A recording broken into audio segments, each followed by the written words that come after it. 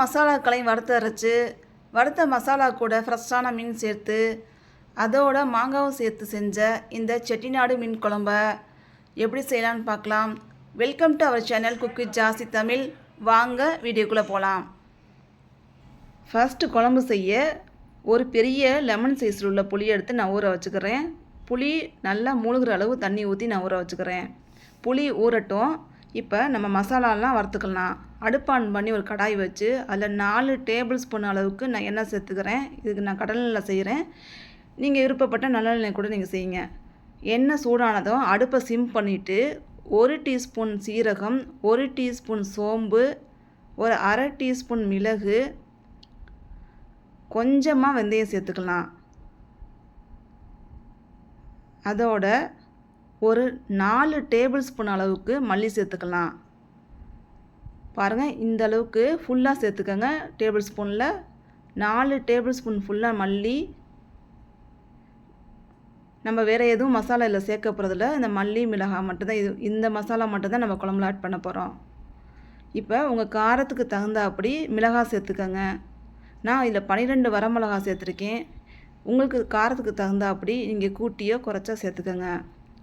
இது நல்லா ஒரு மிக்ஸ் பண்ணி கொடுத்துட்டு அதில் ஒரு கொத்து நம்ம கருவேப்பிலை சேர்த்துக்கலாம்.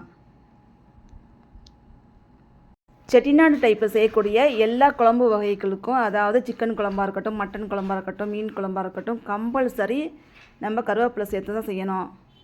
இப்போ இதோட ஒரு 25 சின்ன வெங்காயத்தை சேர்த்துக்கலாம். சின்ன வெங்காயம் ரொம்ப வதங்கணும் அவசியம் இல்லை. ஒரு கண்ணாடி பதத்துக்கு வதங்கினா போதும். பாருங்கள், இந்த அளவுக்கு கண்ணாடி பதத்துக்கு வதங்கினோன்னா அதோட 2 தக்காளி சேர்த்துக்கலாம். தக்காளி சேர்த்து ஒரு 2 நிமிஷம் வதங்கினா போதும். ரொம்ப சாஃப்டாக ஆகிற வரையும் வதங்கணும் அவசியம் இல்லை. சும்மா ஒரு 2 நிமிஷம் வதக்கிக்கலாம். இப்போ அதோட ஒரு அரை மூடி தேங்காய் சேர்த்து வதக்கிக்கலாம். தேங்காய் பாருங்கள், இந்த அளவுக்கு துருவி சேர்த்துக்கோங்க. அப்படியே சில்லு சில்லாக சேர்க்க வேணாம், துருவி சேர்த்துக்கோங்க. அதான் சூப்பராக இருக்கும் டேஸ்ட்டு. அடுப்பு சிம்மில் வச்சே வதக்கிக்கோங்க. நம்ம இந்த மசாலாவை எந்த அளவுக்கு பக்குவமாக வதக்குறோமோ அந்த அளவுக்கு குழம்பு சூப்பராக இருக்கும். பாருங்கள், இந்த அளவுக்கு நம்ம வதக்கிட்டு இதை ஆற வச்சுட்டு மிக்ஸி ஜாருக்கு சேர்த்து இதை ஃபைன் பேஸ்ட்டு அரைச்சி எடுத்துக்கலாம். அடுத்து அடுப்பு ஆன் பண்ணி ஒரு கடாய் வச்சுக்கலாம். கடாய் சூடானதும் அதில் நான் 4 டேபிள் ஸ்பூன் அளவுக்கு கடலெண்ணெய் சேர்த்துக்கிறேன். நீங்கள் விருப்பப்பட்ட நல்லெண்ணெய் கூட இதை செஞ்சுக்கோங்க. எண்ணெய் சூடானதும் ஒரு 1/4 டீஸ்பூன் அளவுக்கு சீரகம், 1/4 டீஸ்பூன் அளவுக்கு கடுகு, கொஞ்சமாக வெந்தயம், இது 3 சேர்ந்து கொஞ்சம் நல்லா பொரிஞ்சு வரப்போகும்போது ஒரு பெரிய சைஸில் உள்ள வெங்காயத்தை இந்த அளவுக்கு ஸ்லைஸாக கட் பண்ணி சேர்த்துக்கோங்க. சேர்த்துட்டு இதை நல்லா வதக்கிக்கலாம். வெங்காயம் நல்லா வதங்கட்டும். நம்ம இப்போ எடுத்து வச்சுருக்க மசாலாவை நம்ம அரைச்சி எடுத்துக்கலாம். இதை நல்லா தண்ணி ஊற்றி நல்லா ஃபைன் பேஸ்ட்டாக அரைச்சி எடுத்துக்கோங்க. வெங்காயம் நல்லா இந்த பாருங்கள், இந்த அளவுக்கு பொன்னிறமாக வர வரை நல்லா வதக்கிக்கணும். வெங்காயம் நல்லா வதங்கின பிறகு அதோட ஒரு கைப்பிடி அளவுக்கு கருவேப்பிலை சேர்த்துக்கலாம். கருவேப்பிலை சேர்த்துட்டு நல்லா மிக்ஸ் பண்ணி கொடுத்துக்கலாம். இப்போ ஒரு 2 தக்காளி இதில் சேர்த்துக்கலாம். நல்லா பழுத்த தக்காளியை பார்த்துட்டு 2 தக்காளி இதில் சேர்த்து வெங்காயம் தக்காளியும் நல்லா மசிஞ்சு வரணும். பாருங்கள், இந்த அளவுக்கு தக்காளி நல்லா சாஃப்டாக வதங்கிக்கணும். வெங்காயம் நல்லா வதங்கணும், தக்காளியும் இதில் நல்லா வதங்கிடணும். இப்போ நம்ம அரைச்சி வச்சுருக்க மசாலாவை இதோட சேர்த்துக்கலாம். இப்போ மசாலா சேர்த்தோன்னா அடுப்பை சிம் பண்ணிவிட்டு இந்த மசாலாவை இந்த எண்ணெயிலே நல்லா வதக்கிக்கலாம். மசாலா நல்லா வதங்கின பிறகு எடுத்து வச்சுருக்க நம்ம கரைச்சி வச்சுருக்க புளியை இதோட ஆட் பண்ணிக்கலாம்.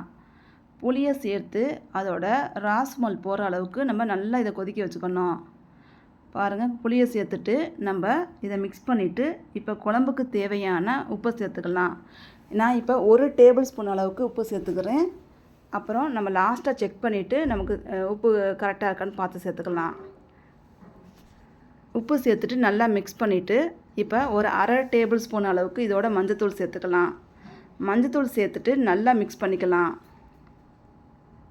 பாருங்கள், இந்த அளவுக்கு நல்லா மிக்ஸ் பண்ணிவிட்டு இப்போ குழம்புக்கு தேவையான தண்ணி சேர்த்துக்கலாம்.